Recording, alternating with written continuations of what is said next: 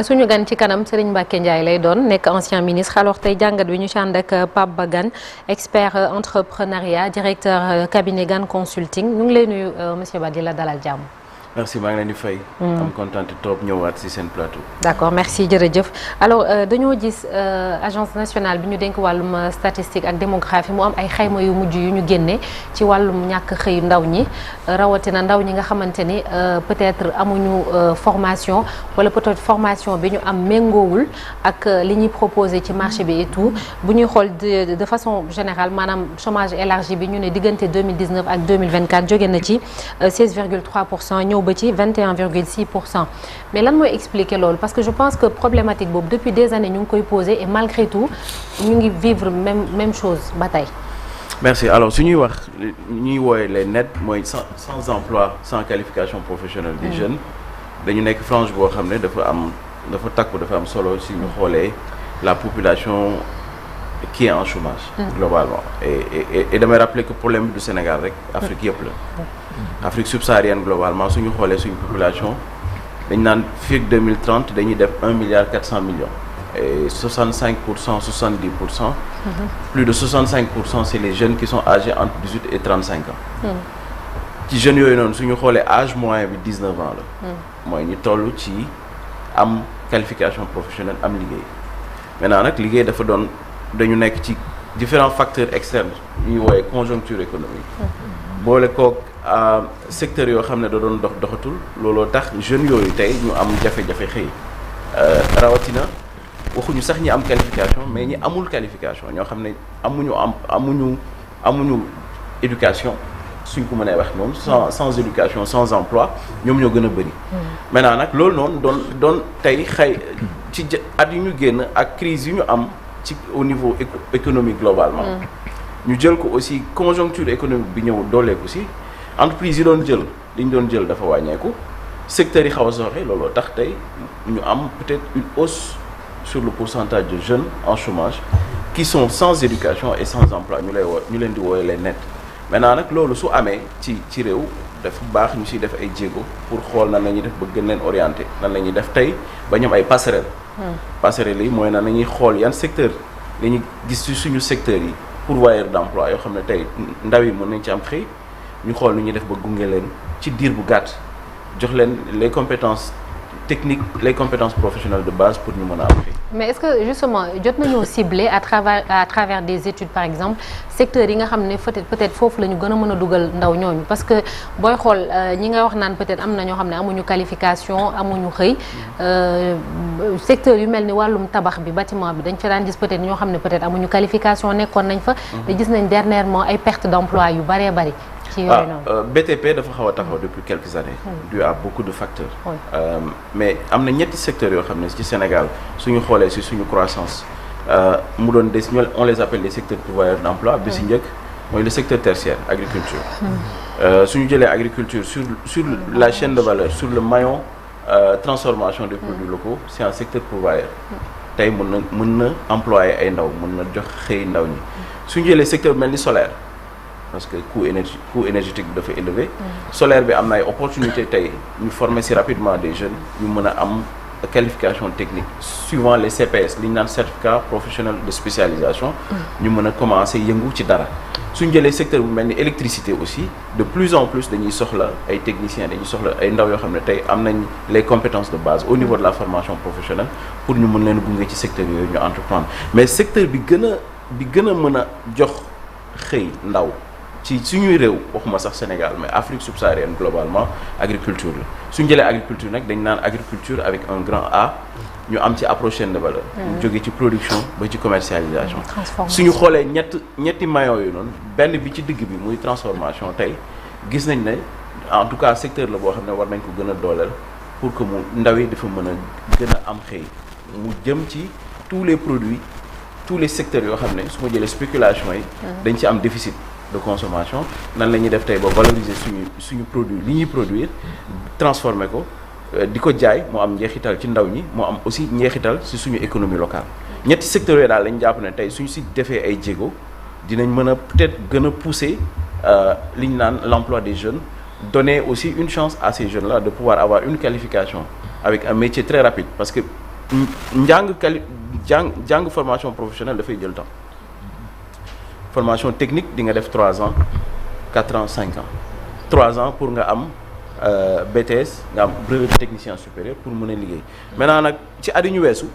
suñu xoolee Sénégal ministère de la formation professionnelle et technique def na ay jéego indi na li ñu naan les CPS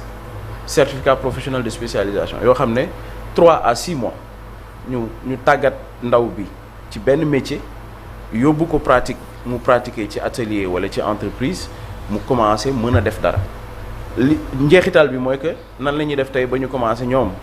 ndaw yooyu noonu développer li ñu naan activité génératrice de revenus et je pense que si secteur yooyu tey la ñu war a gën a mën a sukkandiku pour jox plus de chance à ces jeunes là ñu nekk dans une situation de sans emploi et sans qualification.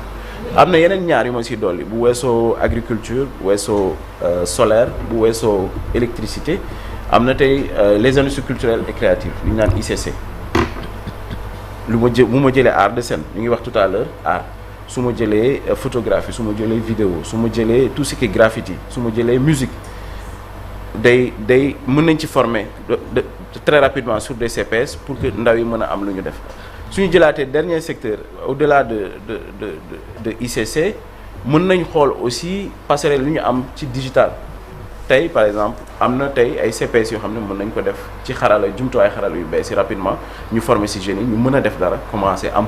compétence am une petite qualification pour commencer def dara mais loolu dafa laaj aussi une stratégie nationale dafa laaj aussi état bi gën ko ñoŋal am na naam ay initiatives depuis quelques années yoo xam ne état bi jël na ko di ci def ay jéego mais laaj na ñu gën ko ñoŋal et dem carrément sur une stratégie nationale parce que tant que amuñu stratégie emploi des jeunes ñu bëri dañ koy wax duñ ko jëlee man damay wax toujours depuis des années suñu jëlee benn pan bi bàyyi beneen pan bi day am lu des donc il faut ñu am une articulation xool ci chaîne de valeur yi yan secteurs yoo xam ne tey am nañ ci ay am na c'est des secteurs pourvoyeurs d'emploi am na ay niches ñu xool nan la ñuy def ba orienter ndaw yi ñu dem ci secteurs yooyu noonu services yi leen war a gunge ci tàggat bi ñu xool lu ñuy def ba ñu tàggat leen services yi leen war a accompagner aussi pour ñu installer wu ñu xool lu ñuy def ba ñu installer wu donc c'est une stratégie qu'il faut avoir tant que stratégie boobu nag amuñu ko amuñu stratégie du ma ne amuñu stratégie nationale mais articulation boobu tant que amuñu ko au niveau des services qui font de l'accompagnement que ce soit étatique ou privé day am lu des mais aussi yaa ngi tudd ay niche mais déjà dafa am lu fi nekk muy déjà la préservation des emplois yi nga xamee ni tey jii moom moo fi nekk yaa ngi toog ak benn doyen boo xamee ni déjà mi ngi diriger benn magazine boo xamee ni mi ngi nii ay contraintes tax na ba tey jii ñu arrêté diffuser te imagine chaîne de valeur bi ci ginnaaw ñi nga xamee ni daf leen di impacter te y en a plein aussi yoo xamee ni am na fi yenn cas yu demee noonu et pas que dans le secteur de la presse y en a également dans d'autres secteurs yaa ngi koy wax sànq BTP beeg yooyu yëpp mais est-ce que l'existant déjà aussi duñu ko dëgëral ba pare voilà ñuy dem di xooli tamit yeneen niche tout à fait non mais moi je suis d'accord parce que existant bi parce que réew suñu nee réew suñu waxee économie locale économie réelle jógee ci cadre macro ñëw ci micro ñu ne économie réelle li koy doxal mooy PME PMI mooy les petites et moyennes entreprises les TPE dans tous les secteurs s'il y a de l'existant dañu war a xool nu ñuy def ba promouvoir existant boobu ba consolider ko su fekkee ne entreprises yooyu dañu sooxe tey war na am plan de relance économique bu leen di gunge ci secteur yooyu noonu su fekkee ne entreprise yooyu noonu dañu am jafe-jafe tey war nañu xool au niveau de l'État nan la ñuy def ba gunge entreprise yooyu gën leen dëgëral parce que suñu leen dëgëralee duñu perdre ay emploi ñoom dinañ gën a mën a am capacité d'autofinancement et de développement pour mën a jël pour mën a continuer seen liggéey donc liggéey bi ci njëkk moi je suis d'accord mooy que dañu war a conserver les acquis maintenant au-delà de conserver les acquis am na secteur yoo xam ne tey mën nañ ne dañu atteindre seen plafond mënatuñu recruter lu bëri mais am nañu ay niche deuxième levier bi ci stratégie bi mooy nan la ñuy def ba développer niche yoo xam ne tey mën nañ ci dugal mën nañ ci jox ndaw yi xëy te mu gaaw mu bar ñu gunge leen installer leen ñu commencer def dara mais je suis d'accord que secteur privé local ci réew boo jël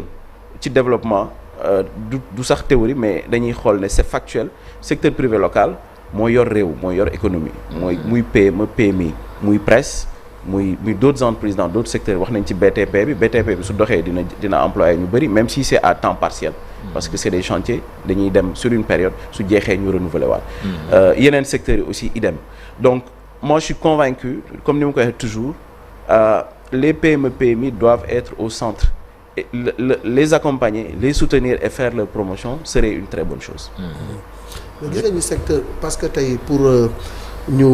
mën a jël ndaw yooyu former leen ñu am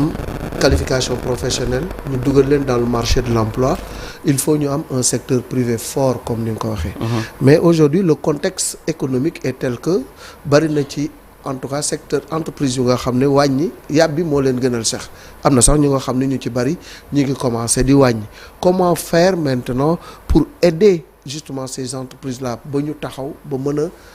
résorber gap boobu nga xam ne moom moo am. Moi je pense qu'il faut ñu am li ñu naan plan de relance économique. Ouais,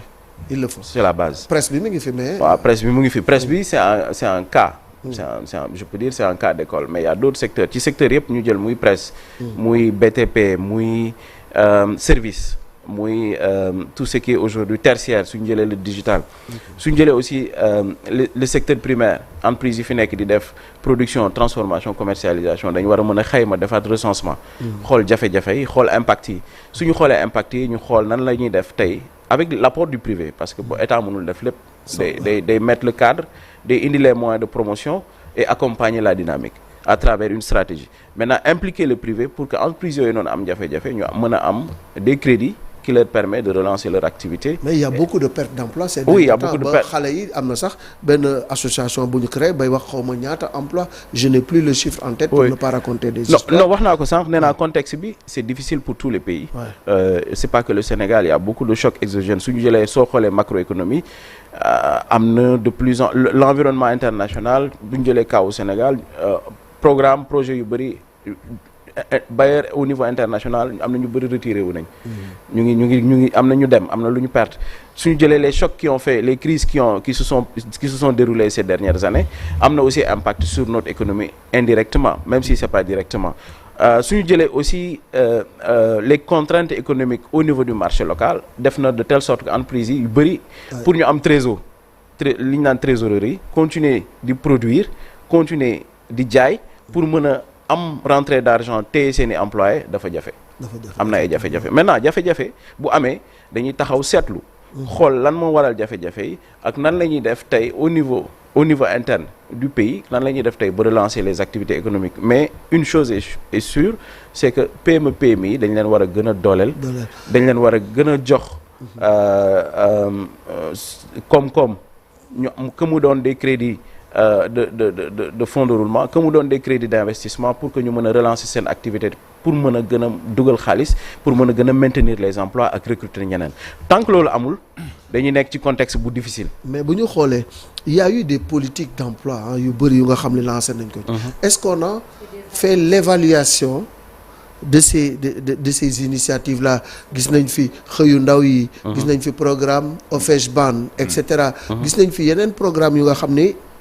État yi au fil des régimes kenn ku ci nekk am na loo wax ne moom nga teg pour l'emploi des jeunes mais apparemment bu ñu xoolee mbir yi ni mu demee dafa mel ni il y a un échec à ce niveau-là bi ñu fi wootee kaay leen dem Espagne gis nga rush bi ndaw soosu bi mu wootee ni kaay leen ma jël leen xale yi fa la ñu fanaan boo xoolee Jakarta yi fi mu nekk nii pratiquement moom mooy sax xëy na porte bu nga xam ne moo gën a yomb pour xale yi dem di ci liggéey ak la vente en ligne. C'est un indicateur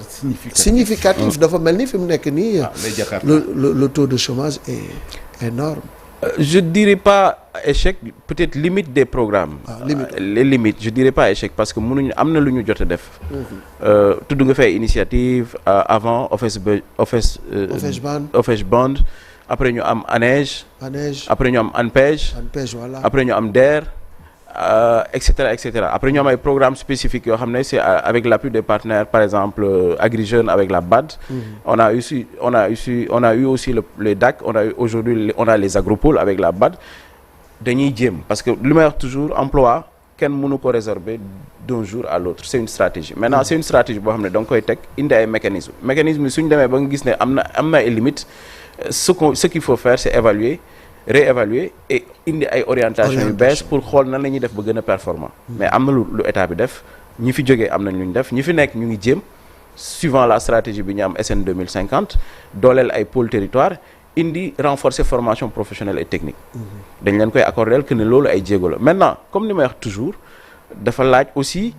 pas que l'État mais ñu impliquer aussi les autres acteurs. secteur privé man dama koy wax toujours l'emploi des jeunes l'État met le cadre met les moyens apporte une partie des moyens développe une stratégie. mais il faut ñu dugal aussi le secteur privé il faut ñu dugal aussi la société civile il faut ñu dugal les forces vives.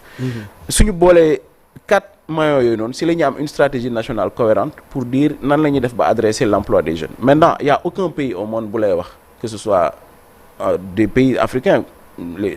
on a le Maroc à côté on a le Nigeria on prend l'exemple du Ghana du Kenya de l'Afrique du Sud ku si nekk am nga ay limites. ku ci nekk yaa ngi xool ban stratégie ngay def pour gën a mën a dooleel. L'emploi des jeunes xëyu ndaw ñi maintenant ñun Sénégal yàlla am na lu mu ñu may mooy que ne am nañu ay secteurs pourvoyeurs ba léegi 1. 2 am nañ tey une agriculture boo xam ne am nañ ay déficit su ma jëlee par exemple les spéculations sur le riz on est à 1,2 million tonnes de padi alors que notre propre besoin de consommation interne c'est 1,8 million tonnes am nañ 600 000 tonnes boo xam ne c'est un déficit bu ñu war a chaque année combler ñu koy jëndi di ko jéggaani bitim réew su ma jëlee le maïs par exemple am nañ 500 000 tonnes 500 à 600 000 tonnes boo xam ne c'est 120 milliards de nos francs boo xam ne chaque année dañuy dem di ko jëndi à l'étranger et cetera su ma jëlee anacarde bi chaque année ñu ngi def 200 000 tonnes de production dont 3% est transformé localement la stratégie la réflexion c'est nan la ñu war a mën a def ba li ñuy xaalis bi ñuy jël di ko jéggaani di ko jënd bitim réew di ko indi Sénégal nan la ñuy def ba mën a transformer ñun li ñuy produire et que déficit yi ñu am ñu combler ko suñu propre consommation interne suñ si liggéeyee daañu jox ndaw bi mën a am 0,25 1 hectare 2 hectares mu produire daañu jox ndaw bi mën a am une petite unité de transformation ñu jox ko les moyens pour mu commencer transformer di jaay am koom daañu aussi dugal yeneen secteurs yi ce qu'on appelle les vases les passerelles si électricité si énergie si solaire ñooñu dinañ mën a am plus-value apporter les valeurs ajoutées sur le service pour mën a dooleel secteur yooyu loolu tax ma ne stratégie la maintenant toute stratégie a des limites tout à fait toute stratégie boobu mën teg bu mën a am ci état mën nañ ko réévaluer mën nañ xool quelles sont les limites et nan la ñuy def ba corriger et je pense que pour terminer je pense que am na ay jéego ñi fi jaar def ñi fi nekk di def maintenant il faudrait que ñu comme ni mu koy waxee qu'on implique l'ensemble des parties prenantes parce que c'est l'affaire de tous suñuy rakk lañ par souci d'efficacité suñuy doom lañ suñuy jarbaat lañ tey ku si nekk soo yeewoo sa koñ sa kër booy xëy di nga am ñoo fa bàyyi te boo sañoon ñooñu noonu tey ñu am si lu ñu jàpp yow sax parfois nga jël sa xaalis jox leen ne leen jéemal def dara maintenant nag moi je pense que élan boobu noonu la ñu war a la ñu war a gën a mën a consolider pour avancer entreprendre da cee baax tamit voilà xam nga changement de comportement bi nga xam ne moom yaakaar naa ni dafa mën a doon un levier extrêmement fort nous avons le tertiaire et le primaire man ci primaire bi laa ñëw je vais être basique dem naa ci reportage personnel laay wax bon xam ni dans le Bambey c'était avec le projet agroforestier de Diourbel au mois d'avril le colonel Momar Gueye moo doon diriger projet boobu ñu ñëw fekk ay jigéen yoo xam ne ñu ngi tàccoo ko fecc alors que le Bambey aujourd'hui ba léegi dañ naan c'est l'un des départements les plus pauvres du Sénégal ndax li nga xam ne moo fay xew après l'hivernage boo ñëwee ba mars rek tu te retrouves dans des situations yoo xam ne villages yoo xam ne c'est des villages qui sont déserts ndaw ya surtout dem nañu ay mag kese nga fay fekk mais loolu inversé woon nañ ko niñ ko inversé woon mooy créer des périmètres villageois yoo xam ni jigéen ñi dañ ciy gis seen bopp surtout ndaw yi dañ ciy gis seen bopp ba ñi nga xam ne dañ daan génn di dem ci yi nga xam ne moom mooy les grands pôles Ndakaaru Kaolack Saint-Louis et cetera xale yi dañuy toog ndax ndox am na jiwu am na liggéey nañ seeni tool ba mois de mars bu ñëwee dootuñu nekk ci li nga xam ne moom mooy situation dramatique bi nga xam ne moom la ñuy faral di dund ndax amatuñu lu ñu lekk amatuñu lu ñu dundee mais La même chose je l'ai trouvé également avec l'ANIDA dans un département dans le département de Thiès boo xam ni ndox lañ leen indil leen semence jox leen li nga xam ne moom mooy jumtuwaay yi ba seeni tool dañ ko doon liggéey ba mu ñoom xale yi nga xam ni dañu daan nekk par exemple à Dakar juróom benn nit wala juróom-ñaari nit nekk ci benn néeg di fa fanaan bu weer dee seen charrette yi nga xam ne moom la ñu daan am 90 000 francs la ñuy gagné wala 80 000 francs ñoom ñëpp ñu buddeeku dellu soit ci la nga xam ne moom mooy dëkk ba tool ya di leen jox 300 000 francs par mois plutôt tous les 3 mois de sorte que tous les 3 mois at mi bu jeexee boo comptabiliser dinañ am 1 million 200 000 francs loolu stratégique la boo xam ni dimension stratégique bi nga xam ne moom la am Sénégal lu tax munta ñoŋal li nga xam ne moom mooy taxawaay boobu je cite le Maroc parce que dans le département de Thiès c'est le Maroc qui avait c'est le Maroc qui avait construit des forages jàppale coopération boo xam ne bu dëgër la et je pense que dans la dimension stratégique on dit que 300 000 jeunes moom la ñuy dégorger chaque année qui arrivent sur le marché de l'emploi. 300 000 nouveaux diplômés. Et ñooñu yaakaar moo tax ma ni changement de mentalité. Yaya Jammeh nu mu defoon ca Gambie ndaw yi. ca tool ya. amatul nawetaan. donc lecture boobu yaakaar naa ni. war ngeen ci mën a gën a taxaw. parce que. xale yi am na ñoo xam ne am nañ possibilité jàng am li nga xam ne moom mooy diplôme yooyu ngay wax mais am na ñoo xam ni c'est de l'empirique qu'ils vont vivre toute leur vie maam defoon na ko fa lay jaaraat foofa lay yem oui alors monsieur Ba mais est-ce que yaa ngi wax sànq naan problème bi parfois aussi mooy